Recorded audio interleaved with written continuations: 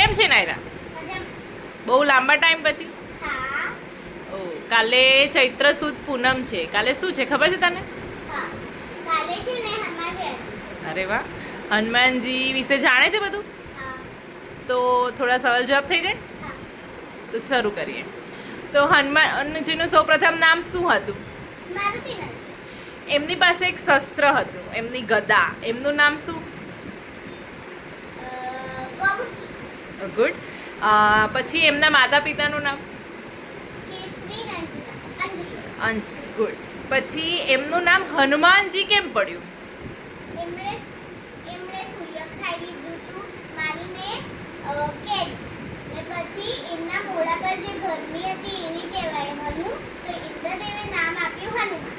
સરસ. પછી હનુમાનજી લક્ષ્મણને બચાવવા માટે એક પર્વત ઉચકીને લાવ્યા હતા. એ પર્વતનું નામ?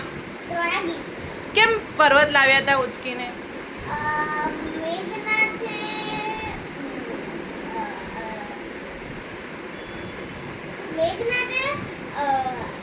લક્ષ્મણજી પર હુમલો કર્યો હતો, તો લક્ષ્મણજીને બચાવવા માટે સંજીવની બુટ્ટી લાયા હતા હનુમાનજીને પવન પુત્ર કેમ કહેવાય છે?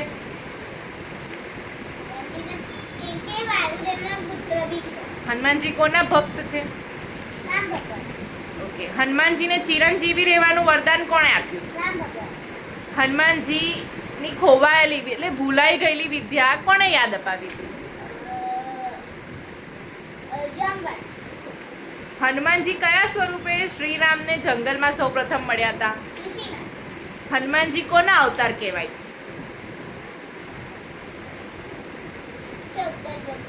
હનુમાનજી સૌથી પહેલા લંકા પાર કરીને કેવી રીતે ગયા હતા? કેવી રીતે લંકા પાર કરી હતી? ઓકે. હનુમાનજી જ્યારે લંકા પાર કરીને ગયા હતા તો કઈ રાક્ષસીને સૌપ્રથમ મળ્યા હતા? પછી એમણે ત્યાં જઈને શું કર્યું? અરે વાહ. હનુમાનજીના ગુરુનું નામ શું? હનુમાનજીએ લગ્ન કર્યા હતા?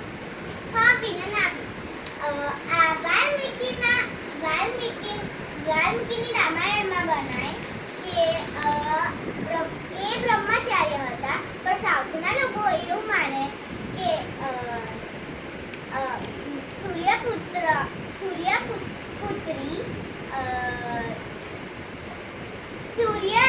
સૂર્યચલા સાથે એમને લગ્ન કર્યા.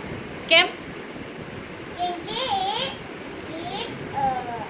એ વિદ્યાનો રૂલ હતો કે જેના લગ્ન થયેલા હશે એને જ સૂર્ય દેવતા શીખવાડશે.